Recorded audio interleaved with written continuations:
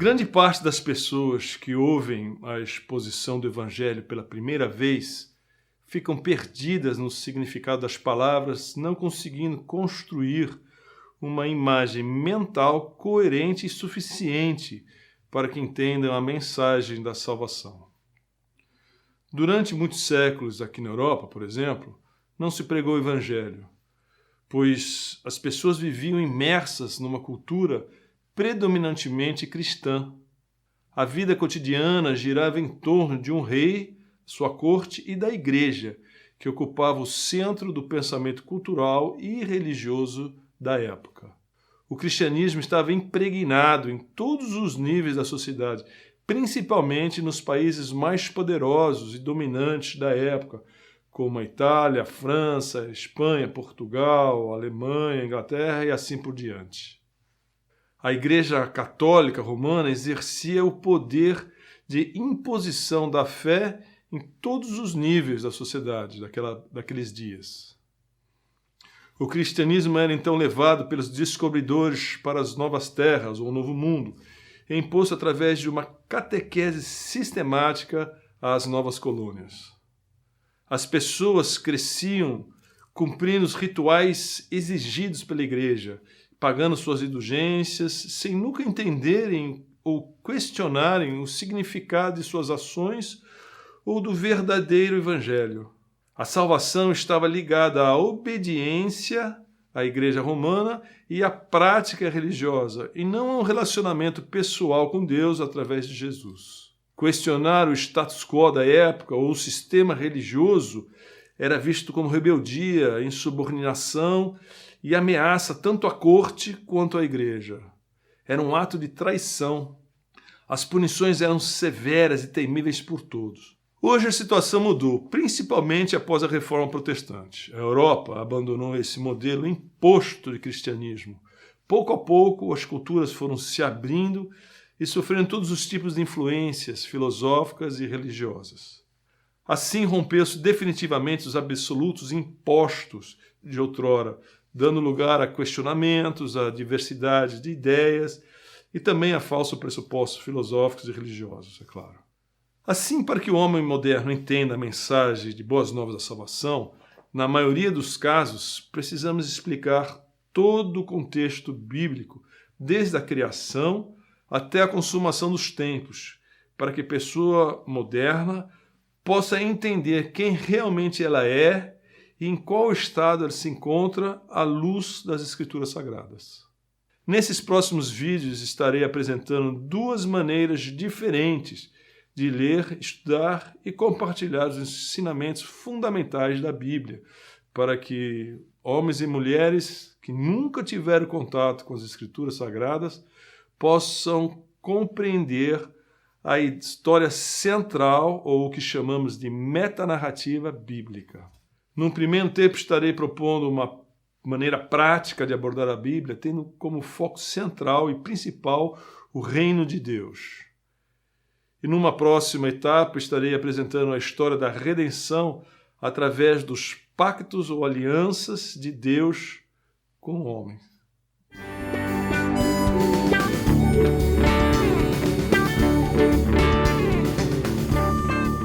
John Stott, um dos grandes expositores da Bíblia do século passado, escreveu em seu livro Understanding the Bible, se não me engano, lançado no Brasil pela editora Mundo Cristão, disse que todas as vezes que pegamos algum livro para ler, deveríamos, antes de iniciarmos a nossa leitura, tentar saber qual o propósito do livro e do autor em escrever aquela obra.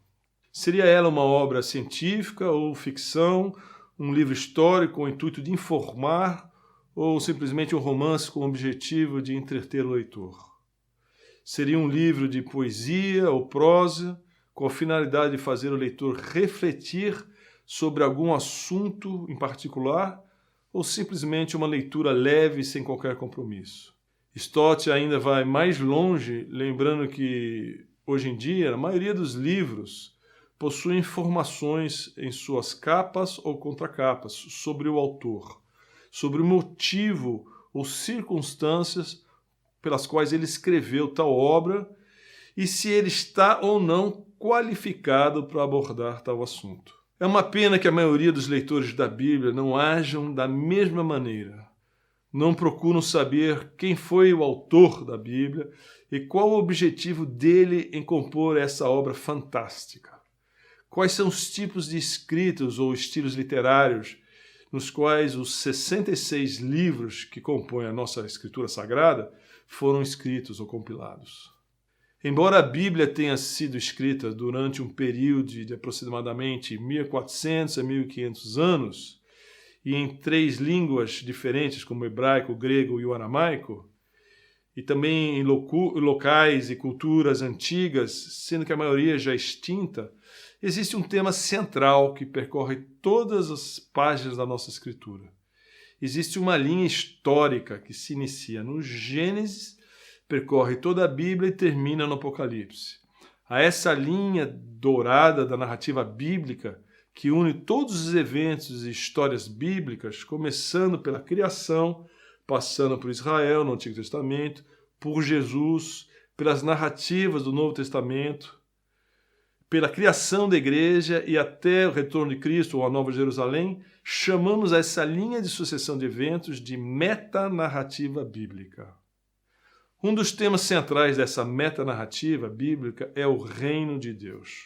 Para muitos de nós hoje, principalmente para nós brasileiros, a ideia de um reino ou um império é algo um pouco distante e muitas vezes mal compreendido, o que representa um certo desafio e mesmo obstáculo para nós ao estudarmos a Bíblia.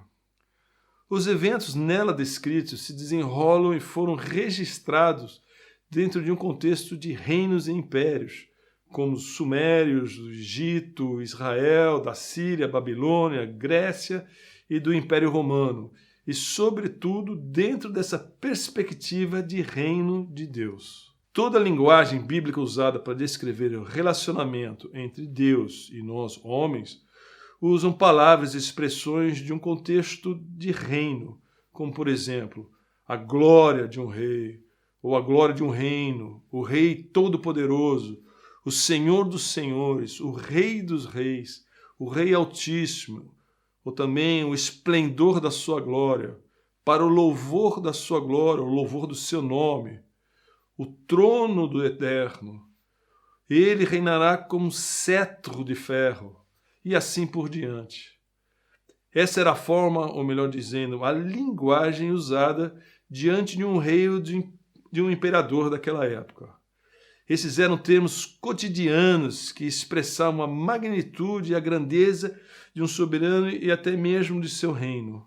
Hoje muitos desses termos são estranhos aos nossos ouvidos, mas dentro daquele contexto era uma linguagem diária e comum que expressava profunda admiração, respeito e temor. Mas hoje, muitos desses termos perderam o significado para nós. Bem, o que é um reino, afinal de contas? O reino é um local ou uma região, um território, cujos habitantes estão sujeitos a uma autoridade absoluta, o rei ou monarca. Trata-se de uma forma de governo, conhecido como monarquia, onde o país, nesse caso o reino, é governado por uma autoridade única, suprema, vitalícia e, de modo geral, hereditária. O reino é composto de um soberano, um local ou uma região geográfica conhecida como reino, e de pessoas, seus súditos, que pertencem e estão sujeitas à autoridade e leis desse soberano.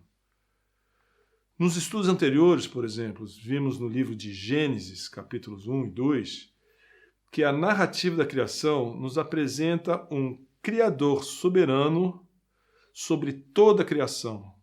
Vimos também que dentro desse imenso universo bom e perfeito, Deus escolheu habitar num local específico, o Éden, com o primeiro casal, que representava toda a humanidade que viria através da sua descendência. Ou seja, em Gênesis vemos o padrão do reino de Deus estabelecido, apresentado nas Escrituras. Deus, o Rei soberano, o Éden, o local onde o rei escolheu para habitar com seus súditos, Adão e Eva, que exerciam o papel de vice-regentes, cultivando, guardando e cuidando do reino e da criação, em submissão ao rei. A sequência da narração dos fatos, nos 3 primeiros capítulos de Gênesis, é muito rápida. A impressão que temos quando lemos é que um fato sucede quase imediatamente ao outro. Ficamos com a impressão que não existiu tempo algum entre os eventos descritos lá. Mas não creio que essa impressão seja correta. Por exemplo, no capítulo 2, versos 19 e 20 de Gênesis, lemos assim: Havendo, pois, o Senhor Deus formado da terra todos os animais do campo e todas as aves do céu, trouxe-os ao homem, para ver como este lhes chamaria. E o nome que o homem desse a todos esses seres viventes, esse seria o nome deles. Deu nome o homem a todos os animais domésticos, às aves do céu e a todos os animais selváticos. Quanto tempo demoraria para que Adão visse, pensasse e desse nome a todos os animais criados? Todas as aves, insetos, peixes, mesmo plantas, assim por diante.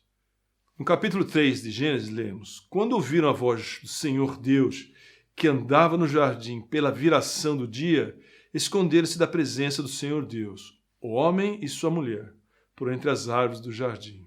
Ou seja, o Senhor Deus passeava pelo seu jardim. A narração deixa claro que, ao ouvir a voz de Deus, Adão e sua esposa Eva sabiam que eram Deus passeando pelo jardim. Essa passagem parece sugerir que esse era um hábito ou uma coisa comum que o Criador fazia de tempo em tempo, ou todos os dias em tal hora. Ele passeava pelo seu jardim. Um costume, um hábito, sugere uma repetição constante. Podemos aqui até também pensar quantos dias se passaram e quantas vezes Deus os encontrava na viração do dia para conversar com Adão e Eva no jardim.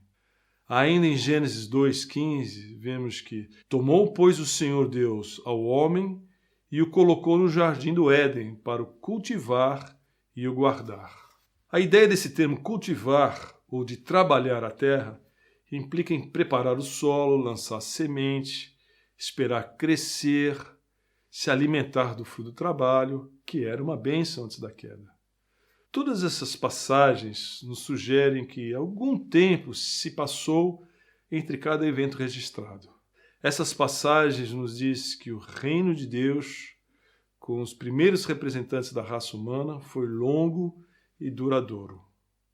Vimos também que o Rei e Soberano Senhor estabeleceu deveres e obrigações, ordens e leis no seu reino, com promessas de bênção para os que obedecessem e juízo e punição para os que se rebelassem, desobedecendo às leis reais. Em Gênesis 2, lemos assim: E o Senhor Deus lhe deu esta ordem: de toda árvore do jardim comerás livremente, mas da árvore do conhecimento do bem e do mal não comerás, porque no dia em que dela comeres, certamente morrerás. Vimos em Gênesis 3 a entrada do pecado nesse reino, quando Adão e Eva, dando ouvido ao diabo, representado na narração de Gênesis pela serpente, se rebelaram e desobedeceram à lei real. O fato de decidirem comer do fruto do conhecimento do bem e do mal vai muito além de saber o que é bom ou o que é mal. De certa maneira, o pecado estava no ato de desafiar as ordens do Rei soberano e querer legislar ou decidir o que é bom ou não por eles mesmos. A desobediência foi um ato de rebelião contra o rei, dizendo daquele momento em diante seriam eles quem decidiriam o que iriam fazer ou não, o que era certo ou errado, o que era bom ou mal para eles mesmos. O pecado foi desafiar o próprio rei se rebelando contra sua autoridade. Foi trair a sua confiança e autoridade real. Em qualquer reino na história da humanidade, a rebelião contra o rei e a traição deliberada contra o reino é punida com pena máxima, ou morte. O traidor normalmente é despojado de todos os seus pertences, seus direitos e punido com a pena máxima existente no país ou naquele reino. O fato é que homem e mulher optaram em assumir o lugar do próprio legislador máximo, o próprio rei do universo. A esse ato chamamos de usurpar, ou tomar algo de maneira hostil, violenta, que não lhe pertence. Foi isso que Satanás conseguiu com o pecado de Adão e Eva.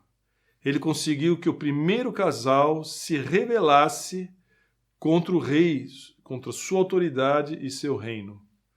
Como consequência, foram expulsos do reino de Deus, dando lugar à introdução e à expansão de um reino rival, ou um reino inimigo, o reino do mal. Antes gozavam das bênçãos de Deus em seu reino, mas agora experimentam as maldições consequentes de sua rebelião, vivendo no reino das trevas. Nesse ponto aqui é preciso ressaltar algo muito importante. Acompanhe comigo a leitura da carta de Paulo à igreja em Éfeso, no capítulo 1. Bendito seja o Deus e Pai de nosso Senhor Jesus Cristo, o qual nos abençoou com todas as bênçãos espirituais nas regiões celestes em Cristo, como também nos elegeu nele antes da fundação do mundo, para sermos santos e irrepreensíveis diante dele em amor. E nos predestinou para sermos filhos de adoção por Jesus Cristo, para si mesmo, segundo o beneplácito de sua vontade, para o louvor da glória da sua graça, o qual nos deu gratuitamente no amado. Esse texto nos mostra bem claro que a queda não foi um acidente imprevisível que pegou Deus desprevenido. E agora Deus desesperadamente colocava um plano B em ação. Não, pelo contrário. Paulo deixa bem claro que tudo havia sido previsto e planejado antes mesmo da fundação do mundo. É claro que existe aqui um mistério, ou melhor dizendo, algo que não nos foi revelado, algo que está além do nosso entendimento e por isso não compreendemos e não conseguimos explicar o porquê. Mas o relato de Paulo deixa claro que Deus é soberano, que ele reina e que nada foge ao seu controle. Não existe acidentes de percurso com Deus, nem improvisos ou planos B. Voltando à entrada do mal na criação em Gênesis, passa agora a existir na narração bíblica um reino rival, um reino inimigo, o reino das trevas ou o reino do mal. A declaração em nossas Bíblias que o mundo jaz no maligno jamais deve ser entendida como se Satanás fosse soberano nesse mundo. Na verdade, João diz que todo mundo está sob o controle do maligno, não que o mundo pertença a ele. O que a Bíblia deixa claro é que desde a queda do homem, Satanás assumiu o controle desse mundo caído através do engano, como vimos na narração de Gênesis 3, de 1 a 19. Ele tem se empenhado em cegar o entendimento dos homens, distanciando-os cada vez mais do rei e do reino da verdade. Por isso, o próprio Jesus chama de Satanás de príncipe deste mundo. Contudo, isso não significa que ele possui plena autoridade e autonomia para fazer o que bem entende. O correto é entender que Satanás opera dentro da soberania de Deus. Deus é Pai, é eterno e Criador de todas as coisas. Satanás é criação, finito e limitado por seu Criador. Ele nunca pode ir além do que Deus lhe permite. A história de Jó é um exemplo bem claro disso. E disse o Senhor a Satanás: eis que ele está na tua mão, porém guarda a sua vida. O episódio da tentação de Jesus, por exemplo, no deserto, nos ajuda a compreender melhor essa passagem bíblica de que o mundo jaz no maligno. O texto bíblico em Lucas 4 diz assim: então o diabo levou-o a um lugar elevado, mostrou-lhe num relance todos os reinos do mundo e disse-lhes: Dar-te-ei toda a autoridade e glória destes reinos, porque me foi entregue, e eu dou a quem eu quiser. Se tu me adorares, será toda tua. Interessante notar que o próprio Satanás disse que a autoridade que ele possui não lhe pertencia em origem, mas que lhe foi entregue. Ele tem consciência de que já foi derrotado irreversivelmente por Jesus Cristo na cruz. E o dia de sua ruína final já está determinado pelo próprio Deus. De volta ao Éden, assim como o pecado e o juízo invadiram o reino criado, a graça de Deus, o amor incondicional do Rei soberano, estava e estão presentes lado a lado com o juízo e as maldições consequentes da queda, durante toda a narrativa bíblica. Apesar do caos instalado com a queda, o Rei e soberano do universo anuncia que um descendente da mulher esmagaria a cabeça da serpente, como nós vimos em Gênesis 3:15. Ou, em outras palavras, Deus promete que um descendente de Adão e Eva, um homem, iria desfazer ou quebrar as maldições consequentes do pecado. A promessa de um filho da mulher apontava por um futuro de esperança, onde um representante da raça humana venceria a morte e implantaria novamente o reino de Deus entre nós. Deus deixou claro que seu projeto de redimir todas as coisas e restabelecer seu reino aqui na terra já tinha sido colocado em ação. Nos capítulos a seguir, veremos a expansão e crescimento dos reinos das trevas e a intervenção divina para frear esse crescimento. Veremos também a promessa e os primeiros passos da reconstrução do reino de Deus entre nós. Até breve.